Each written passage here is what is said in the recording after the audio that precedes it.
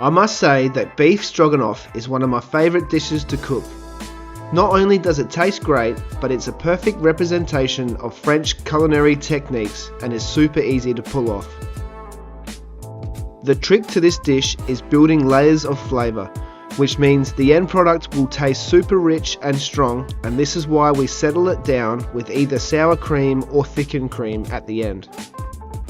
As you can see, there aren't that many ingredients. Like I said, it's all technique, and thankfully, it's not complicated at all. Let me show you how. We use the butter to saute our vegetables, but we also use it with the flour to create a roux which will help turn our stock into gravy.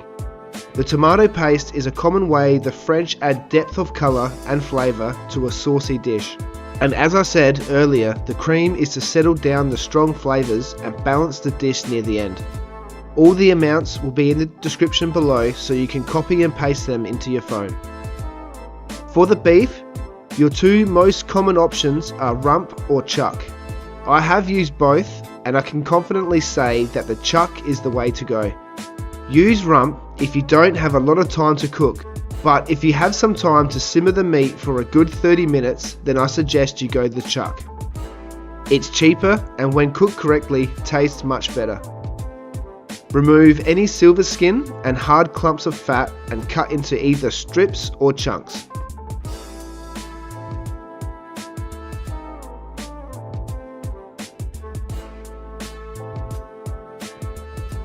Season with salt and pepper and put next to the stove while you prep the rest.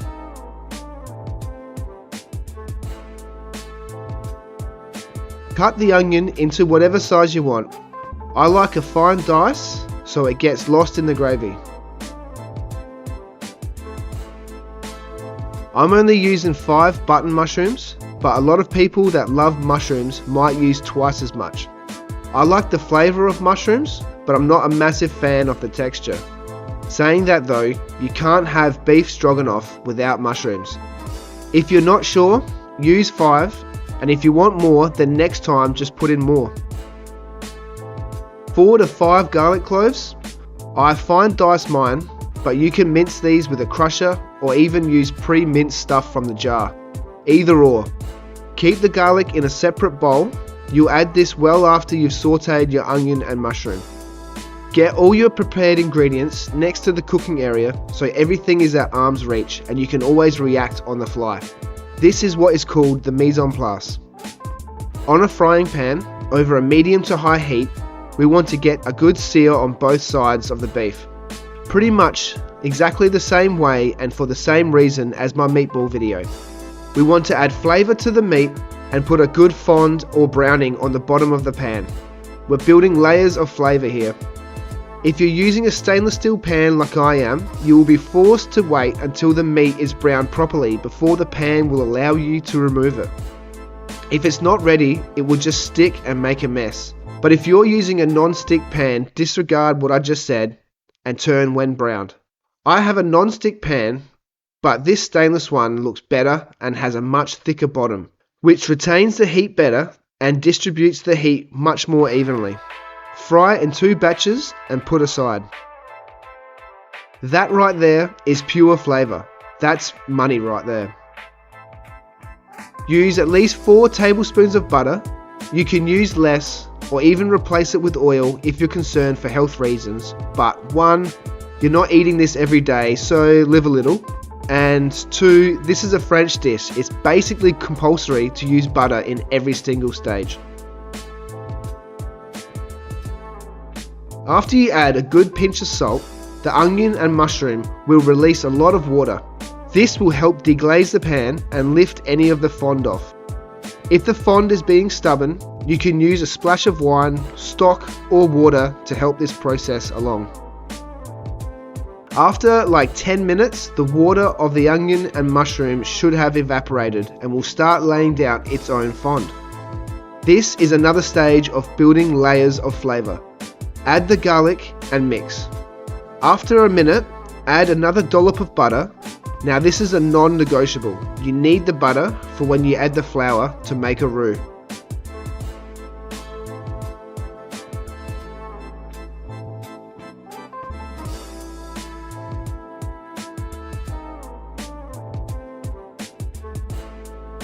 Add your tomato paste, mix well and fry off for 2 minutes before adding a litre of beef stock.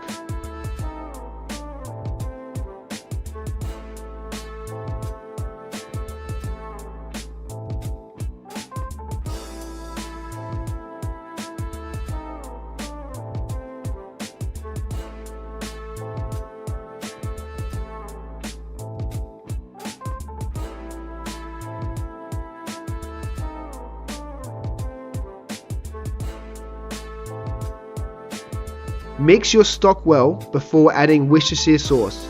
It's a very important ingredient. Then add your beef along with all of the resting juices.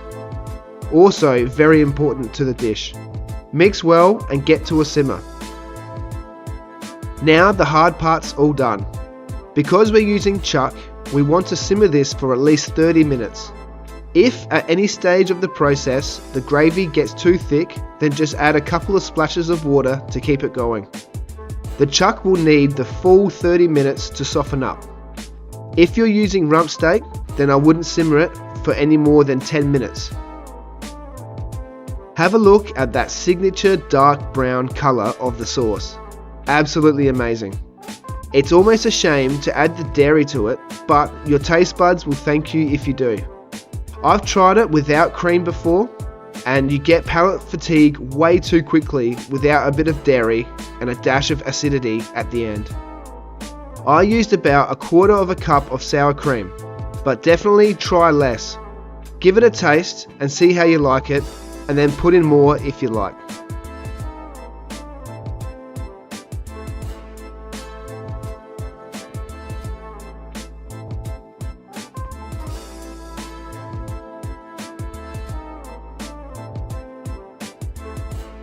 Now's the time to start on the pasta.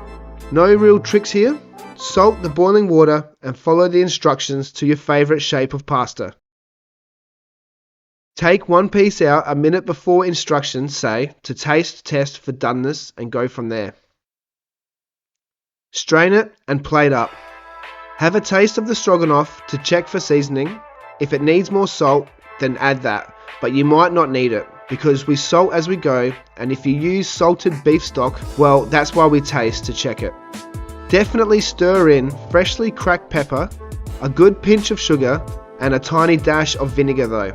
For stews, curries and bolognese, that seasoning combination will help you out every time. Plate up and serve, and watch out how quickly this gets finished.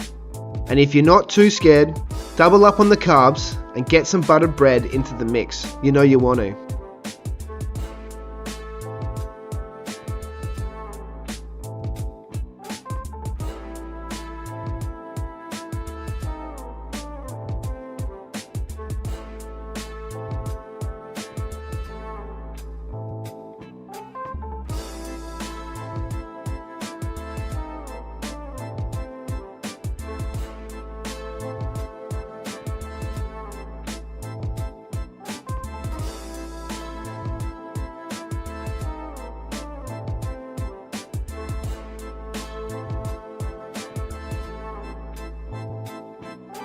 This is top tier home cooking basics, but you can see just how easy that was. I've given you the technique, it's your turn to do your part and get a batch going. Go on, get.